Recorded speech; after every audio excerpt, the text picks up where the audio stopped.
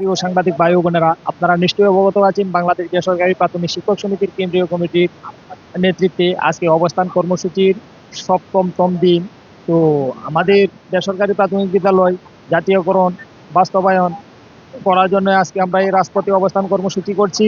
তো আপনারা নিশ্চয়ই অবগত আছেন 9 জানুয়ারি 2013 সালে ঐতিহাসিক এক ঘোষণার আলোকে বলা হয়েছিল যে আজ থেকে বাংলাদেশে আর কোনো বেসরকারি প্রাথমিক বিদ্যালয় নেই।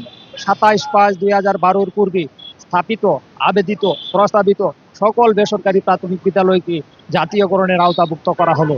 কিন্তু অত্যন্ত পরিতাপের বিষয়, তৎকালে ঘোষণা হলেও প্রায় প্রায় 30,000 বেসরকারি প্রাথমিক বিদ্যালয় থাকা সত্ত্বেও 26,193টি বেসরকারি প্রাথমিক বিদ্যালয়কে 3 ধাপে জাতীয়করণ করা হয়েছে। আমলাতান্ত্রিক জটিলতার কারণে এবং আমাদেরকে জামাত, বিএনপি বলে চিহ্নিত করে, আখ্যায়িত করে আলাদাভাবে রেখে জাতীয়করণ থেকে আমাদের সিটকে রাখি আলাদাভাবে। তো আমরা 2017 সাল থেকে অদ্যাবধি পর্যন্ত প্রায় শতাধিকবার এই প্রেস ক্লাবে অবস্থান কর্মসূচি, মানববন্ধন এবং সাংবাদিক সম্মেলন বারবার করেই যাচ্ছি। এর ফলে আমরা মন্ত্রণালয় থেকে বা সরকার থেকে কোনো সুনির্দিষ্ট দিক নির্দেশনা বা সাড়া পাচ্ছিলাম না। তো সরকার পতনের পরপরই আমরা এই রাজপথে আবার অবস্থান কর্মসূচি শুরু করি। সেই অবস্থান কর্মসূচির ফলে প্রধান উপদেষ্টার কার্যালয় হতে ফেব্রুয়ারির 3 তারিখে একটি মন্ত্রণালয়ে একটি চিঠি প্রেরণ করা হয়। সেই চিঠিতে লেখা ছিল বাংলাদেশে চলমান যোগ্য বেসরকারি প্রাথমিক বিদ্যালয় প্রায় 4,159টি বেসরকারি প্রাথমিক বিদ্যালয়কে জাতীয়করণের আওতাভুক্ত করার জন্য মন্ত্রণালয়কে তাগিদ করেন প্রধান উপদেষ্টার কার্যালয়।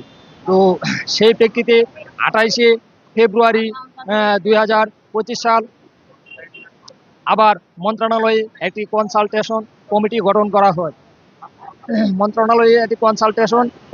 করা হয়। সেই কমিটি 11টি উপজেলা যাচাই বাছাই করে জানতে পারে যে দেশে এখনো অনধিক 5,000 বেসরকারি প্রাথমিক বিদ্যালয় জাতীয়করণের যোগ্য রয়েছে। সে বিদ্যালয়গুলোকে উপজেলা ভিত্তিক যাচাই বাছাই করে জাতীয়করণের আওতাভুক্ত করার জন্য আবার প্রধান উপদেষ্টার কার্যালয়ে একটি একটি প্রতিবেদন তৈরি করা হয়েছে। সেই প্রতিবেদন শিক্ষা উপদেষ্টা বিধান রঞ্জন পোদ্দার নিজ হাতে জমা দিয়েছেন প্রধান উপদেষ্টার কার্যালয়ে। তো আমাদের বেসরকারি প্রাথমিক বিদ্যালয়ের শিক্ষক শিক্ষিকাদের একটাই দাবি যে বেসরকারি প্রাথমিক বিদ্যালয়গুলোকে দ্রুত জাতীয়করণ বাস্তবায়ন করে দিন। আমরা এই আন্দোলনের মাধ্যমে, এই সাংবাদিক প্রিন্ট মিডিয়ার মাধ্যমে প্রধান উপদেষ্টার হস্তক্ষেপ কামনা করি। আপনি দ্রুত বেসরকারি প্রাথমিক বিদ্যালয় জাতীয়করণ করে 8 লক্ষ শিশুদের এবং আমাদের 20,000 শিক্ষক পরিবারদের ভাগ্যের পরিবর্তন করুন। আমাদের দুমুঠো ডাল ভাত খেয়ে বেঁচে থাকার একটা রাস্তা করে দেন। তো আমি প্রধান উপদেষ্টার কাছে করজোর অনুরোধ করছি, আপনি এই শিক্ষকদের জাতীয়করণ দিয়ে রাজপথ থেকে তুলে নিয়ে দুমুঠো ডাল ভাতের ব্যবস্থা করে দিন। এই বলে আমি আমার সংক্ষিপ্ত কথা এখানেই শেষ করলাম। আসসালামু আলাইকুম।